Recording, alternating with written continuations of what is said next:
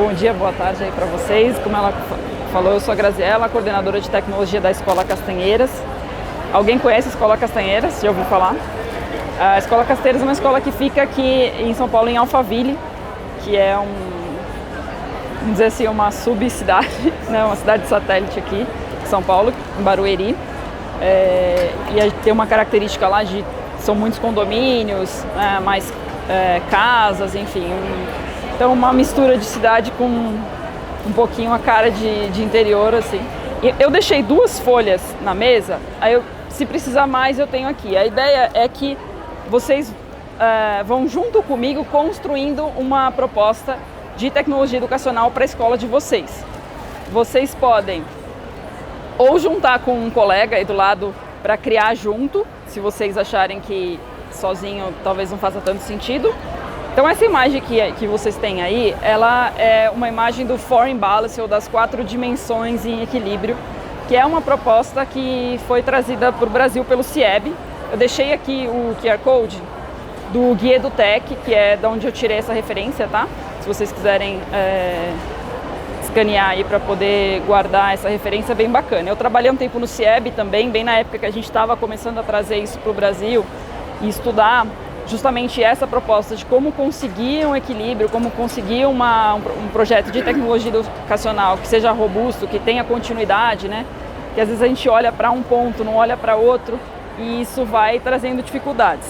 Então a nossa proposta hoje é conseguir entender como olhar para essas 4 dimensões e como planejar isso dentro da nossa escola, tá? Vou dar um exemplo rápido meu aqui. Quando a gente voltou da pandemia na Castanheiras, a gente tinha alguns carrinhos de Chromebook que eram usados de forma compartilhada. Quando a gente começou a voltar para a pandemia, era aquele negócio de 30%, não sei quanto por cento. E aí eu comecei a reparar que toda vez que a gente estava lá com essa porcentagem, os nossos Chromebooks estavam 100% do tempo sendo utilizados. E aí eu chamei a direção e falei, temos um grande problema, porque quando a gente tiver com 100%, a gente não vai ter equipamento suficiente. Porque agora está tudo no Classroom, está tudo online e os professores estão com uma demanda muito maior do que a gente tinha antes. Então vamos comprar Chromebooks, né? Parecia simples. Aí eu fui lá e comprei um monte de Chromebook. E aí eu fiz um caos. Eu criei assim um pânico geral na escola, porque eu não olhei para minha rede. Eu não tinha rede suficiente para a quantidade de Chromebook que eu tinha colocado. E aí foi assim 3 meses da minha vida que eu não gosto de lembrar, porque eu não olhei para isso aqui. No desespero lá, na correria e tal, a gente falou, precisamos comprar equipamento, mas a gente não parou para dimensionar se a nossa rede de Wi-Fi, dados e tudo mais, se suportava isso que a gente estava criando, né?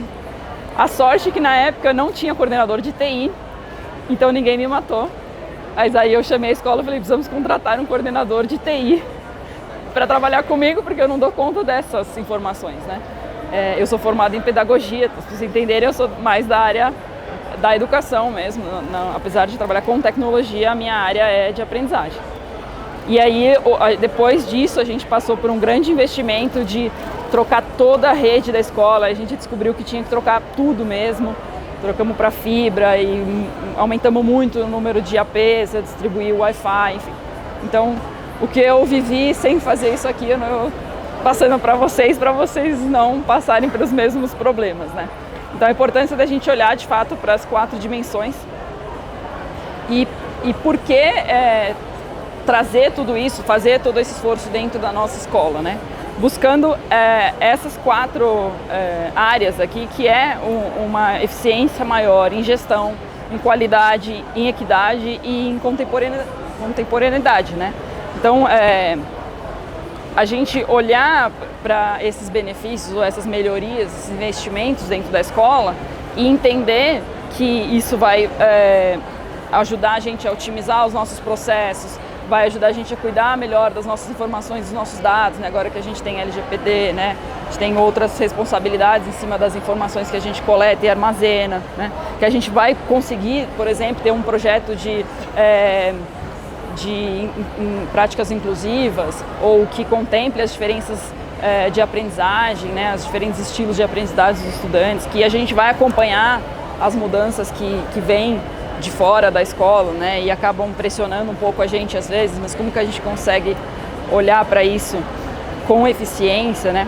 E sem, obviamente, esquecer que o maior objetivo de todos é manter a qualidade máxima que a gente puder em educação, né? Em aprendizagem e ensino. Então, a primeira pergunta que a gente vai fazer é: por que tecnologia na escola? Por que eu vou querer isso daí? Será que não é melhor, sei lá, ser Waldorf e não ter nenhuma tecnologia? Tem um monte de gente falando, né, que no Vale do Silício a galera da tecnologia só quer pôr o filho na escola Waldorf, não, são super avessos à tecnologia. Mas quais seriam os benefícios? Por que vocês estão aqui hoje ou pensam em, de alguma forma, trazer isso para dentro da escola de vocês? Vou dar 2 minutinhos para vocês pensarem e comentarem com as pessoas que estão perto de vocês, aí, se vocês puderem. E pode ir escrevendo aqui na parte da visão. Se vocês quiserem colocar, pode colocar post-it ou colocar palavras que venham à mente de vocês. Então vamos lá.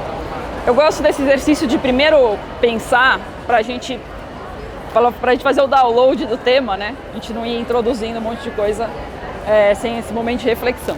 Então, vocês têm aí várias justificativas que fazem sentido para a escola de vocês, tá? Não existe certo ou errado. Se vocês colocaram aí, tá certo. Quer dizer, existe, né? Não existe errado, tá certo. Mas a gente tem algumas diretrizes maiores até do que a escola, né? Que vem de fora, vem do contexto e tal. Uma delas é a BNCC, tanto por ter a competência geral número 5 na BNCC, né, que foi aprovada lá em 2017, que fala sobre a competência de tecnologia, quanto por ter agora, esse ano, aprovado o anexo à BNCC. Quem não viu o documento, quiser a referência do documento, está no QR Code, tá? Vale a pena ler também, é um documento muito prático. Ele é um pouco diferente da BNCC original, vamos dizer assim, porque ele tem uma coluna de exemplos de prática que ajudam muito quando vocês forem escrever o currículo de vocês. Então, foi dito, quando foi homologado, que a gente tinha até outubro para se adequar a esse currículo. Eu imagino que vá se estender, né? No Brasil acaba sempre acontecendo isso, dá aquela pressionada, que aprovou em janeiro, tem até outubro. Acho difícil que as escolas, principalmente as escolas públicas, consigam correr tanto a ponto de se adequar a esse currículo em tão pouco tempo. Mas é sempre bom estar à frente, né? Se isso já é uma exigência, se a gente conseguir ainda esse ano se preparar para o ano que vem, seria o melhor dos mundos. A ideia de ter um currículo que vá, então, contemplar o que está proposto na BNCC, que é uma proposta dividida em 3 áreas, que são pensamento computacional, cultura digital e o mundo digital, né? Então isso já é uma necessidade, e isso traz uma amplitude, traz uma contemporaneidade que a gente falou no começo para o currículo, e isso vai reverberar no dia a dia da escola de vocês. O pensamento computacional, que fica a dúvida, é uma tendência, é uma modinha, ou será que é realmente uma necessidade para o futuro, para a gente ser usuários críticos, para que os nossos estudantes sejam usuários ativos e não passivos de tecnologia, né? Será que eles vão entender a própria geladeira daqui a um tempo, né? Porque daqui a pouco você tem que programar tudo, né? Eu já estou com uma baita dificuldade, confesso, com a minha máquina de lavar, que eu comprei recentemente.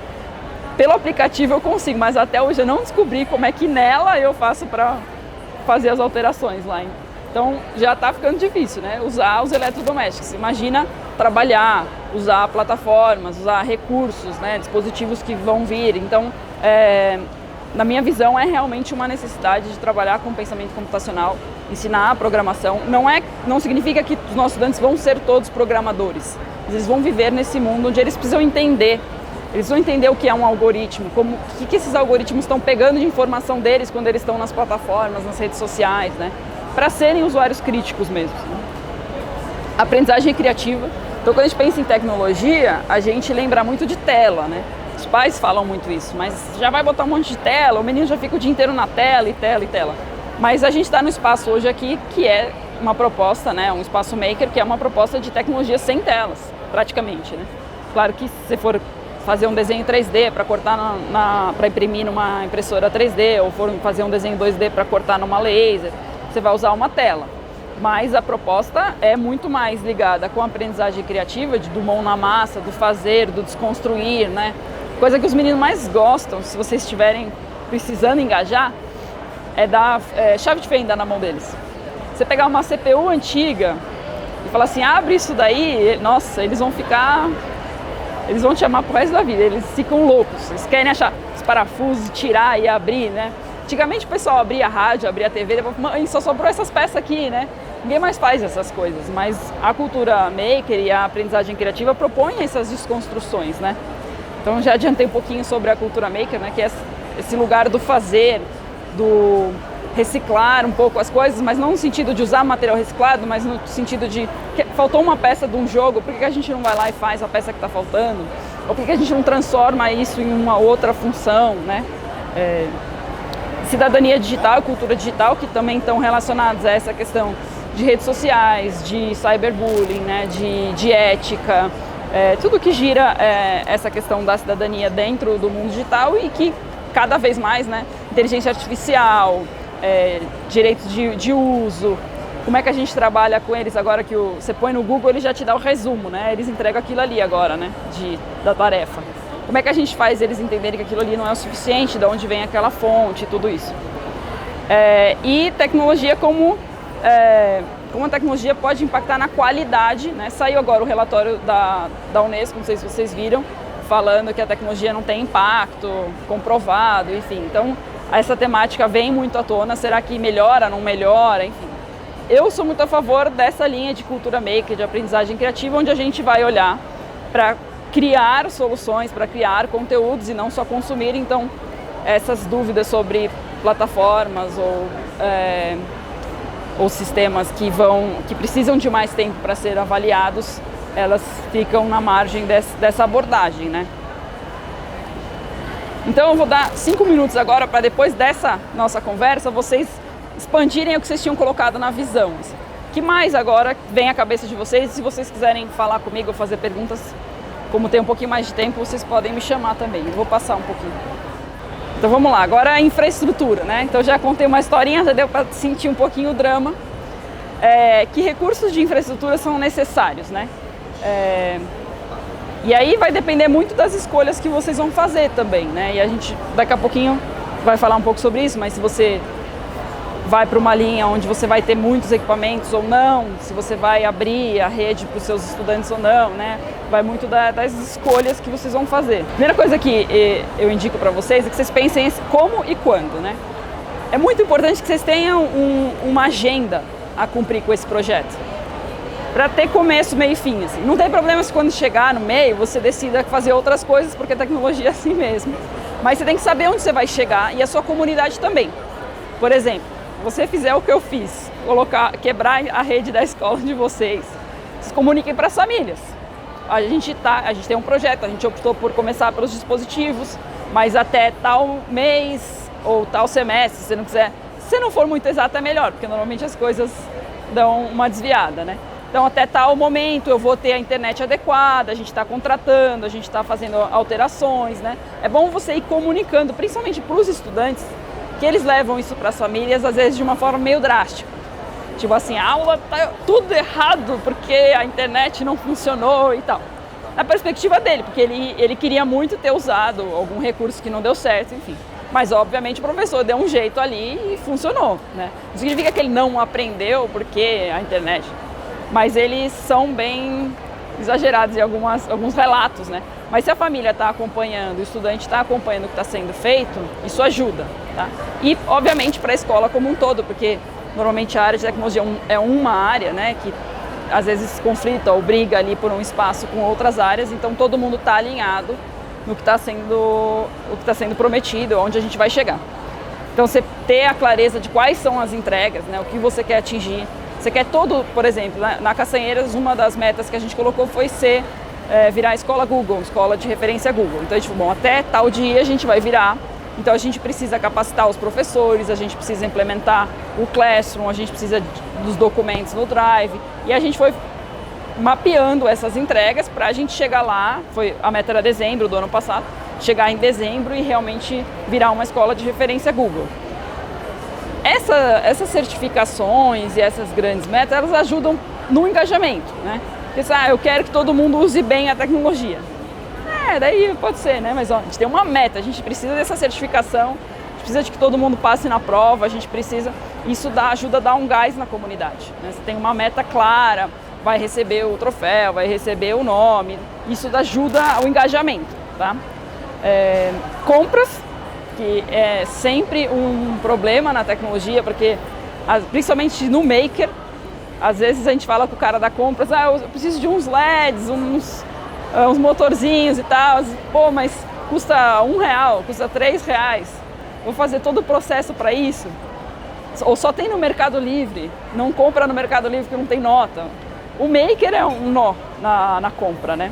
Então, separa um tempo para olhar para compras aí, se for uma compra maior, como Chromebooks ou mobiliário, né? Fala com o pessoal daí do Info, que eles ajudam, mas dá uma olhada, tem várias possibilidades, dá para fazer leasing, dá para passar isso para a taxa de material, tá? Na Castanheira a gente optou por fazer um leasing e passar na taxa de material o custo do Chromebook, porque a gente diminuiu alguns custos na taxa de material, por diminuir uns cadernos, alguns livros, algumas coisas. Claro que a taxa aumentou com a entrada do Chromebook, mas não tanto, porque teve uma equalização ali, mas a gente faz 100% disso em repasse. Então, por isso que a gente conseguiu tão rápido fazer esse projeto na escola, porque isso foi para a taxa de material. Como é leasing, as famílias vão pagar em muitos anos, não uma coisa que pesa para ninguém. E lá a gente tem um projeto de Chromebook 1:1, de 4º ano a 7º, né? E aí é uma questão que eu já vou colocar aqui sobre equipamentos, que é a escolha. É a escola que vai ofertar, é o estudante que vai trazer, né? Eu defendo muito que o estudante não traga até que ele tenha o dele, até que ele tenha autonomia, entendimento de cidadania digital suficiente para trazer da casa dele um equipamento que não é supervisionado, que vem com o jogo que ele quiser instalado, que conecta na rede de celular dele, do 4G, e entra na internet sem supervisão, entende? Ou você é uma escola que super trabalha com autonomia e eles já estão super no entendimento, tem muita responsabilidade e tal, é um caso que se você faz isso, você é bem vitorioso e bem à parte. Mas se você está nesse processo de desenvolvimento, até porque a autonomia se concretiza mesmo o desenvolvimento por volta dos 12 anos, né? Então é difícil que crianças menores do que isso já tenham tanta maturidade para lidar com o equipamento tão aberto. Então, aí eu sugiro que pelo menos até o 7º ano o computador seja da escola. E o que a gente tem no Castanheiras, a partir do 8º ano, um Bring On Device, cada um traz o dispositivo que quer e acessa a nossa rede, que tem um Firewall, também recomendo muito, investimento num Firewall bom, que é um equipamento que faz uma proteção para a internet, né, coloca filtros e tal. E aí você consegue fazer essa gestão. O que a gente tem de 4º a 7º é 1:1 de Chromebook, todos supervisionados com a licença do Google, então só conecta na nossa rede de Wi-Fi, só instala o que a gente coloca, né, não tem espaço muito espaço de armazenamento, então não faz download de jogo, nada que seja fora do combinado com a escola. E para os pequenos, de 1º a 3º, a gente tem carrinhos de Chromebook Plus, que tem tela touch, e carrinhos de iPad, que ajudam um pouquinho mais. Como eles usam menos tela também, eles solicitam quando precisa para cada projeto. Então essas são as principais decisões que vocês têm que tomar, né? E a rede é aberta para funcionário e para celular, é aberta a rede, não é? Tudo isso vai impactar. Se você não falar para o cara do TI que você vai abrir para o celular de todo mundo, você tem que fazer a conta de quantos dispositivos você vai ter, né? Nesse lugar aqui, preciso conectar os 20 Chromebooks, mas todo mundo tem celular, já são 40. Então, esse dimensionamento de quantidade de rede de internet precisa ser feito antes de você calcular o investimento em infraestrutura, tá? Segurança, questão do firewall e outras questões que o pessoal de TI pode colocar, e ter regras claras de uso, tanto para os estudantes quanto para os educadores. Na Castanheiras a gente fez um termo que os estudantes assinam, que fala tanto sobre condutas em rede, quanto com o dispositivo. Fala coisas como se pronunciar em rede aberta como estudante da Escola Castanheiras. Um documento que por si só já é uma aula de cidadania digital, tá? Que faz você refletir. Quem trabalha esse documento com os nossos estudantes é a orientação educacional, que lê com eles, vai tratando os pontos, vai comentando, né, para que eles tenham entendimento mesmo do que eles estão assinando, né? Eu deixei aqui nesse QR Code um link para uma reportagem que fala sobre o investimento que o governo está fazendo agora em conectividade. Algumas pessoas que eu conversei e eu estou prevendo que acho que até o final desse governo a gente tem praticamente todas as escolas do Brasil conectadas. Então isso e o Brasil ele tem uma internet, apesar da gente reclamar muito dela, que é uma das mais resilientes do mundo. A nossa internet não é ruim. Então, se a nível Brasil, né, a gente está falando de escolas públicas e privadas, a gente vai chegar nesse objetivo, significa que a tendência realmente é a gente se conectar. Então vou deixar 5 minutos para vocês olharem para a parte da infraestrutura. Se vocês quiserem me perguntar alguma coisa também, fiquem à vontade de conversar com o colega, ver qual foi a ideia. Um detalhe, os nossos Chromebooks não vão para casa, tá? Eles passam a noite no carrinho carregando. E a bateria do Chromebook é um negócio assustador, não tem fim. Às vezes você pode ficar 2 dias usando direto, não acaba. É porque o leasing é de 5 anos, né? O menino começa, no nosso caso, né? Ele começa no 4º ano. Então ele fica 4º, 5º, 6º, 7º. Ele fica 4 anos com o equipamento. O último ano do 5, ninguém quer esse Chromebook. A gente usa ali mais para quebrar um galho, emprestar para quem não tem e tal. Então a gente não dá para o aluno no final, tá? A gente fica com a escola e quando a gente tira de linha, a gente manda para o Instituto Castanheiras, que é o instituto da escola que trabalha com as escolas de Santana de Parnaíba. Então esse ano a gente está mandando 100 Chromebooks para o instituto.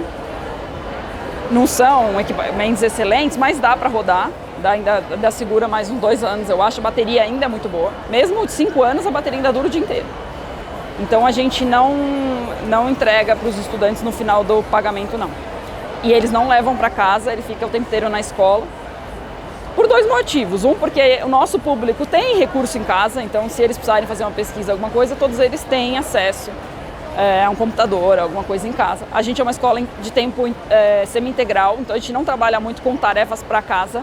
Então não teria também muito...